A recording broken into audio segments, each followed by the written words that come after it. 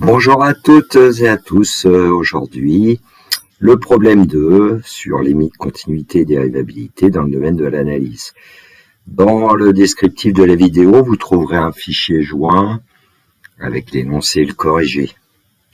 Vous pourrez aussi le trouver sur mon blog. Je donnerai aussi le lien.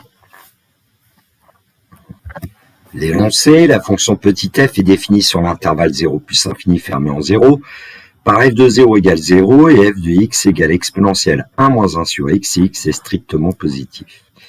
Le plan est muni d'un repère orthonormé OJ, c'est la courbe représentative de la fonction f. Partie A, étude de la fonction f. Question 1, déterminer la limite de la fonction f en plus infini. Interpréter graphiquement cette limite. Question 2a, la fonction f est-elle continue en 0 justifiée? Question 2b, la fonction f est-elle dérivable en 0 justifiée? Question 3, montrer que la fonction petit f est dérivable sur l'intervalle 0 plus infini ouvert en 0. Question 3b, calculer puis étudier le signe de f' de x pour tout réel x de l'intervalle 0 plus infini ouvert en 0. Question 4a, dresser le tableau de variation de la fonction f sur l'intervalle 0 plus infini fermé en 0. Question 4b, déterminer une équation de la tangente t à la courbe C au point K d'abscisse 1. Question 4c, tracer l'asymptote à la courbe C et la droite t sur l'annexe 1. Voici l'annexe 1 avec la courbe C qui est représentée. Partie B, position relative de la courbe C, la droite t. La fonction petit g définie sur l'intervalle 0 plus infini ouvert en 0 par g de x égale ln de x moins 1 plus 1 sur x. Question 1, déterminer la limite de la fonction g en plus infini et en 0 plus. Question 2, étudier les variations de la fonction g sur l'intervalle 0 plus infini ouvert en 0. Question 3, calculer g de 1, déterminer le signe de la fonction g sur l'intervalle 0 plus infini ouvert en 0. Question 4, en déduire que 1 moins 1 sur x est strictement inférieur à ln de x, puis f de x est strictement inférieur à x pour tout réel x de l'intervalle 0, 1, ouvert en 0, ouvert en 1, union l'intervalle 1 plus infini ouvert en 1. Question 5, déterminer les positions relatives de la courbe C, la droite t sur l'intervalle 0 plus infini fermé en 0. Partie C, étude d'une suite récurrente. La suite UN est définie par U0 égale 4 et UN plus 1 égale F de UN pour tout entier naturel N. Question 1A, représenter les termes U0, U1, U2, U3 sur l'axe I sur l'annexe 2. Voici l'annexe 2 où a été représentée la courbe C, la droite T et le point K. Petit b, conjecturer les variations et la limite de la suite UN. Question 2a, démontrer par récurrence que UN est compris entre 1 et 4 pour tout entier naturel N. Question 2b, montrer que UN plus 1 est inférieur égal à UN pour tout entier naturel N. Petit c, expliquer pourquoi la suite UN est convergente. Petit d, déterminer la limite quantelle de la suite UN.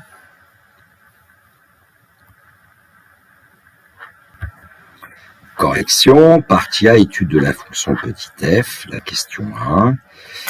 Déterminer la limite de la fonction petit f en plus infini, interpréter graphiquement cette limite. D'après l'énoncé, pour tout réel x de l'intervalle 0 plus infini ouvert en 0, f de x égale exponentielle 1 moins 1 sur x. Donc on va chercher la limite d'abord de 1 moins 1 sur x quand x tend vers plus infini, puis on va composer par l'exponentielle. Alors, la limite de 1 sur x quand x tend vers plus infini, on sait que c'est 0. Donc, la limite de 1 moins 1 sur x quand x tend vers plus infini est 1. Et la limite quand y tend vers 1 de exponentielle y est égale à e. Et donc, on obtient par composé que la limite quand x tend vers plus infini d'exponentielle 1 moins 1 sur x est égale à e. On en déduit que la fonction petit f a pour limite e en plus infini. Interprétation graphique, la droite d'équation y égale e est asymptote à la courbe C au voisinage de plus infini. Question 2a, la fonction petit f est-elle continue en 0? Justifiée.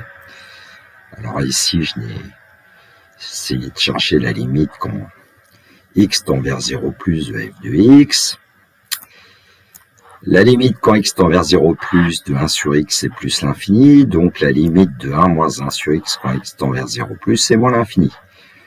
Et la limite de exponentielle y quand y tend vers moins l'infini vaut 0, et donc par composé on obtient que la limite quand x tend vers 0 plus d'exponentielle 1 moins 1 sur x est égale à 0, et donc on peut dire que la limite quand x tend vers 0 plus de f de x égale f de 0, puisqu'on sait que f de 0 vaut 0. Donc la fonction f est continue à droite en 0, et comme elle n'est pas définie à gauche de 0, ça veut dire que la fonction f est continue en 0. Question 2b, la fonction f est-elle dérivable en 0? Justifiée.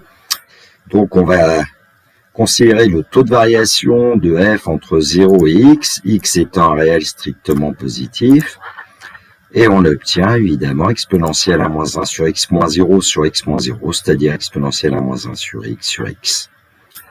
Alors ici, j'ai transformé un petit peu ce taux de variation pour qu'on puisse trouver la limite quand x tend vers 0, pour voir si la fonction est dérivable en 0.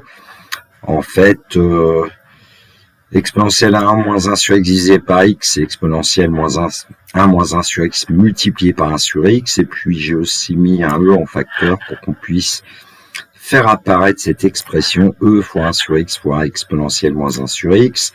Comme ça, on remarque qu'on a 1 sur x ici, et puis exponentielle moins 1 sur x ici, donc c'est de la forme y exponentielle moins y. C'est ce qu'on va utiliser ensuite. Donc, on va poser y égale 1 sur x. Quand x tend vers 0 plus, évidemment, 1 sur x tend vers plus l'infini, donc ça veut dire que y tend vers plus l'infini. Ce qui fait que la limite quand x tend vers 0 plus de 1 sur x exponentielle moins 1 sur x par changement de variable va être égale à la limite quand y tend vers plus l'infini d'y exponentielle moins y. Ce qu'on peut encore écrire, limite quand y tend vers plus l'infini de y sur exponentielle y. Et dans le cours, on sait que l'inverse tend vers plus l'infini, car exponentielle y l'emporte sur y, et donc ici on va obtenir 0.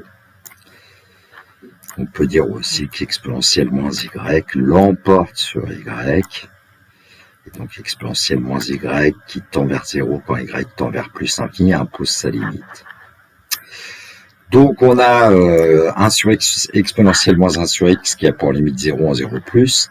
En multipliant par e, on obtient encore 0 comme limite, et donc ça veut dire que le taux de variation de f entre 0 et x quand x tend vers 0 plus est égal à 0.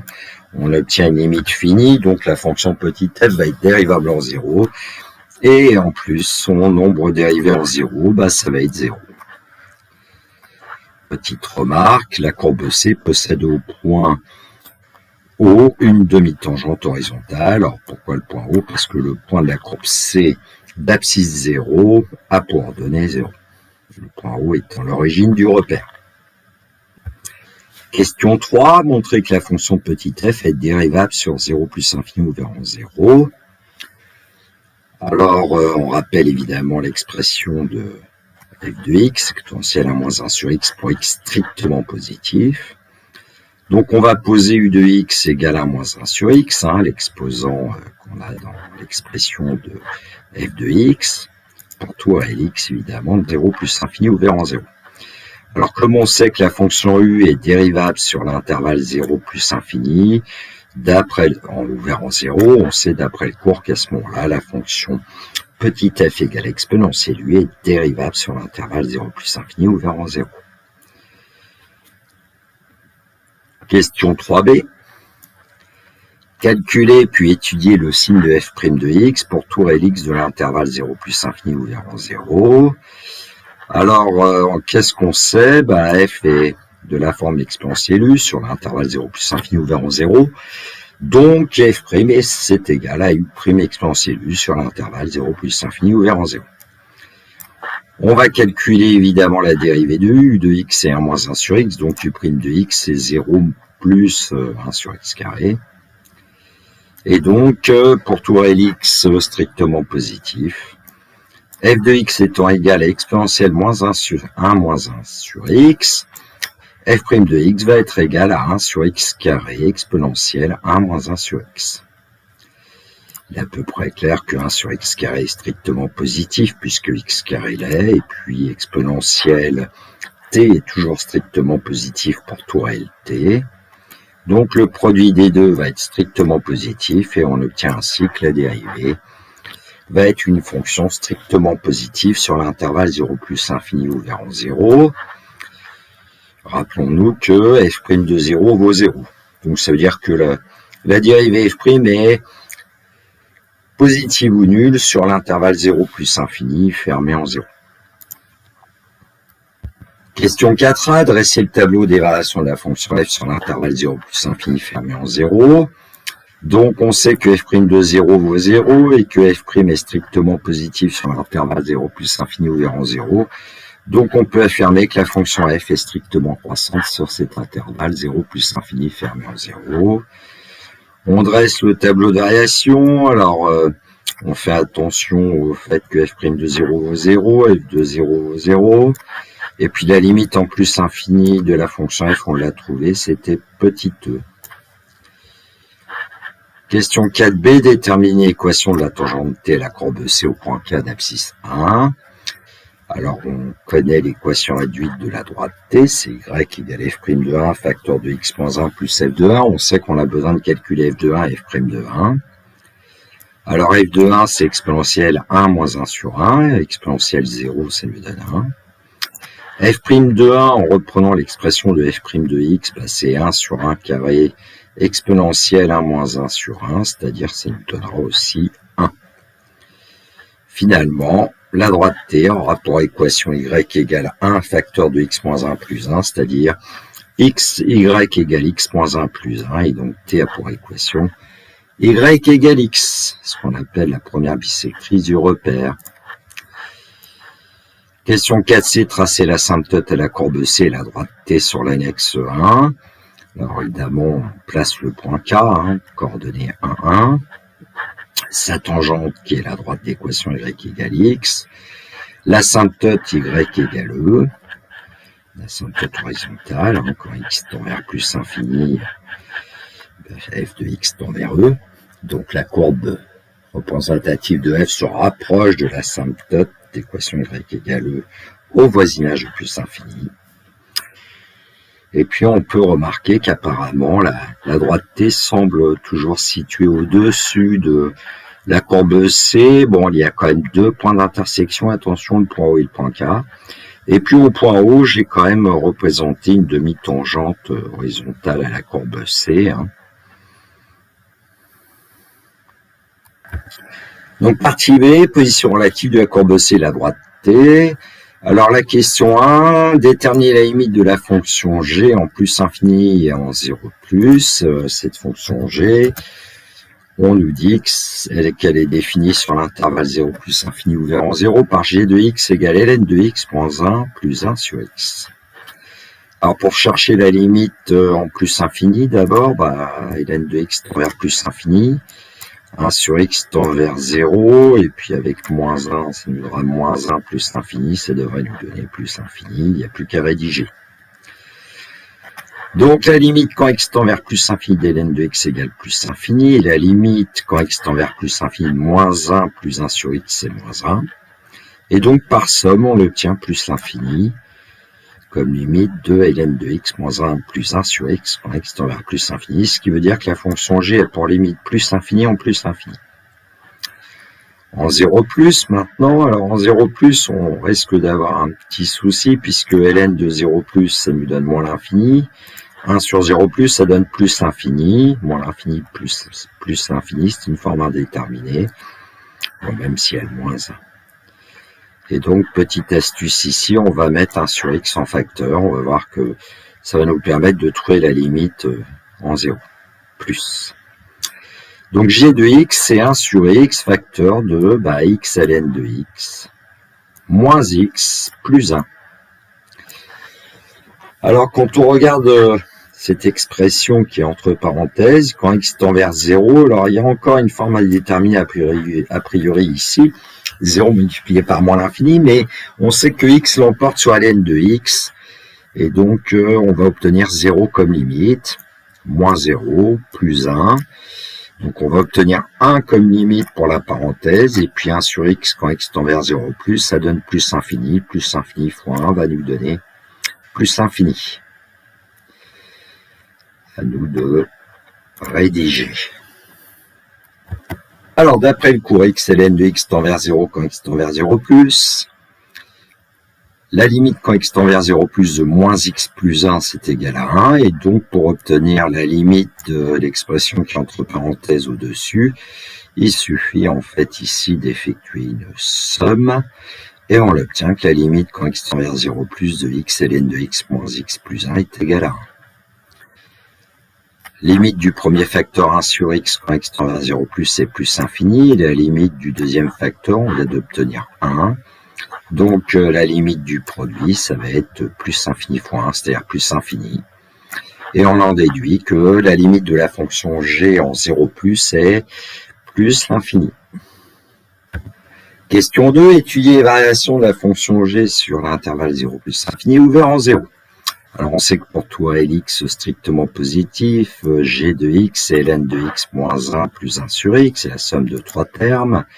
On va dériver terme par terme, alors on va obtenir que g' de x est égal à 1 sur x, qui est la dérivée de ln de x, moins 1 pour dériver 0, et 1 sur x, on l'a déjà vu, pour dériver moins 1 sur x carré, ce qui va nous donner, en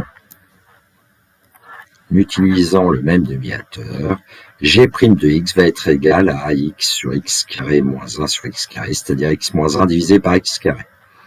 X carré étant strictement positif, g' de x va avoir le même signe que x moins 1. On va résoudre une petite inéquation pour obtenir le signe de g'. Alors, par exemple, on va résoudre l'inéquation g' de x est strictement positif, ce qui signifie que x moins 1 est strictement positif, ce qui nous donne x strictement plus grand que 1. G' est strictement négatif sur l'intervalle 0,1, vers 0 vers 1, G' de 1 du coup 0, et puis G' est strictement positif sur l'intervalle 1 plus infini ouvert en 1.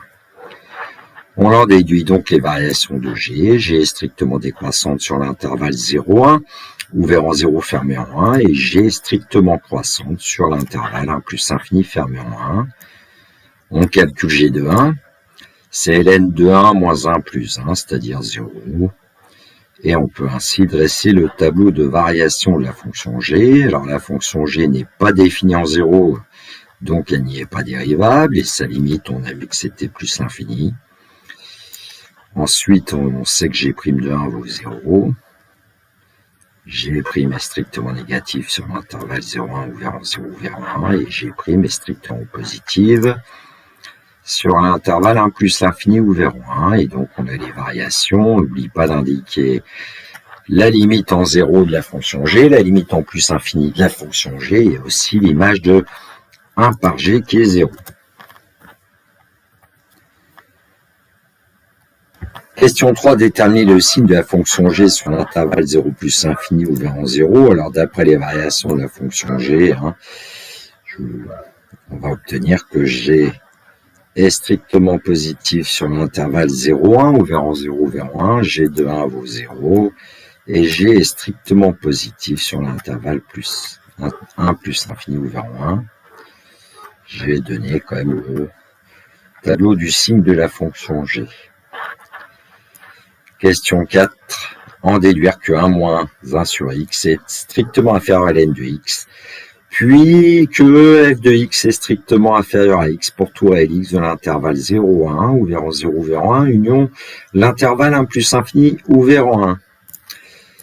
Donc pour tout Lx de cette réunion d'intervalle, qu'est-ce qu'on obtient? On obtient que g de x est strictement positif. On a exclu la valeur 1 afin d'avoir une égalité stricte ici. Et donc ln de x moins 1 sur x, moins 1 plus 1 sur x, est plus grand que 0. Alors on va isoler ln de x, parce que comme ça on voit apparaître 1 moins 1 sur x plus petit qu'ln de x.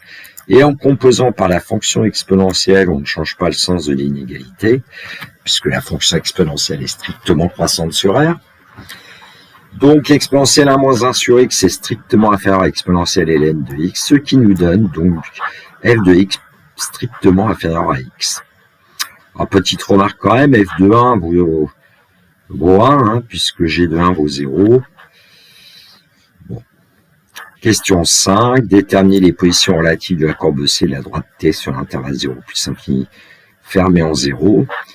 Alors, ce qui se passe, c'est que f de 0 vaut 0, hein, on le sait, donc le point O est un point commun à la courbe C à la droite t d'équation qui égale x. F de 1, on sait aussi qu'il est égal à 1. Donc, en fait, la courbe C et la droite t ont deux points d'intersection, le point O de coordonnées 0, 0 et le point K de coordonnées 1, 1. Et puis, on vient de démontrer que f de x est strictement inférieur à x sur la réunion d'intervalle 0, 1, ouvert en 0, ouvert en 1, et 1 plus infini, ouvert en 1. Et donc, on va pouvoir dire que la courbe C est située en dessous, et j'ai envie de dire strictement en dessous de la droite t sur à la fois l'intervalle 0, 1, ouvert en 0, ouvert en 1, et sur l'intervalle 1 plus infini, ouvert en 1. Donc finalement, une petite remarque, c'est que pour tout le réel x de l'intervalle 0 plus l'infini, f de x est inférieur ou égal à x, et comme f de 0 égale 0, on pourrait même inclure ici le 0. Donc pour tout réel x positif, f de x est inférieur ou égal à x. La courbe C de f est située en dessous de la droite d'équation y égale x, même s'il y a deux points d'intersection. Partie C, étude d'une suite récurrente, représenter les termes de la suite UN qui sont U0, U1, U2, U3 sur l'axe des abscisses, sur l'annexe 2, c'est la question A. Alors, on utilise toujours le même procédé. On part de U0 qui est égal à 4. On trace une verticale qui rejoint la courbe en un point, et ensuite on trace une horizontale qui rejoint la droite T en un point, et ce point, il a pour ordonnée U0 et U1, pardon, f de U0, et puis aussi pour abscisse U1. Et puis on itère le procédé. Ici on obtient une représentation d'escalier. On nous demande de conjecturer les variations de la suite UN. Il semblerait que la suite UN soit décroissante et on lui demande de conjecturer, je crois aussi les limites. Alors on imagine bien qu'en suivant le tracé, eh bien, les termes de la suite UN vont se rapprocher de 1. Et donc, question 1b, conjecturer les variations à la limite de la suite UN. Eh bien, on conjecture que la suite UN est décroissante et a pour limite 1. Question 2a, démontrer par récurrence que UN est compris entre 1 et 4 pour tout entier naturel n. Donc l'étape 1, on va vérifier que U0 est bien compris entre 1 et 4. U0, on nous dit qu'il vaut 4 dans l'énoncé, donc U0 est bien compris entre 1 et 4. L'étape 2, l'hérédité, supposons que UN est compris entre 1 et 4 pour un certain entier n supérieur ou égal à 0, montrons alors que UN plus 1 est aussi compris entre 1 et 4. Donc on suppose que la propriété est vraie à un certain rang n, n étant supérieur ou égal à 0, et on montre alors que la propriété est vraie au rang suivant, c'est-à-dire au rang n plus 1. Alors par hypothèse de récurrence ici, on sait que UN est compris entre 1 et 4, et on sait que la fonction f est strictement croissante sur l'intervalle 0 plus infini, fermé en 0. Le fait que f soit seulement croissante ici suffirait, parce qu'ici il y a des inégalités larges. Mais s'il y avait des inégalités strictes, on aurait absolument besoin de savoir que f est strictement croissante sur l'intervalle. On passe aux images, on ne change pas le sens des inégalités. f de 1 va être inférieur ou égal à f de un, inférieur ou égal à f de 4. Alors f de un, c'est un plus 1. f de 1, on sait que c'est égal à 1. Et puis f de 4, c'est un nombre qui va être inférieur ou égal à 4. Alors, je ne l'ai pas précisé, je vais le faire un tout petit peu après. On va pour l'instant l'admettre. Et donc, on peut dire que un plus 1 va être compris entre 1 et 4, ce qui nous permet de conclure que pour tout entier naturel n, 1 inférieur ou égal à un, inférieur ou égal à 4. Donc j'ai ajouté le calcul de f de 4 qui est exponentielle à moins 1 quart, donc ça fait exponentielle 3 quarts. Alors on peut prendre une calculatrice pour constater que f de 4 c'est environ 2,117. On pourrait même s'en dispenser en disant que exponentielle 3 quarts est plus petit que e, puissance 1, plus petit que e, et e on sait que c'est environ 2,7. Donc exponentielle 3 quarts est plus petit que 3, et donc il est bien inférieur ou égal à 4. Question 2b, montrer que un plus 1 est inférieur ou égal à un pour tout entier naturel n. Alors, nous on sait que un appartient à l'intervalle 1, 4 maintenant, pour tout entier naturel n. Et donc, dans ce cas-là, on peut affirmer que f de un est inférieur ou égal à un, puisque nous avions vu que pour tout réel x de l'intervalle 0 plus infini, f de x était inférieur ou égal à x. Et donc, un plus 1 est inférieur ou égal à un, ce qui nous permettra de dire que la suite un est décroissante à la question d'après, qui est expliqué pourquoi la suite un est convergente. Donc, d'après A2B, la suite un est décroissante, et puis d'après 2A, la suite un est minorée par 1, et donc la suite un étant décroissante et minorée, on peut affirmer qu'elle est convergente d'après le théorème de convergence monotone d'une suite.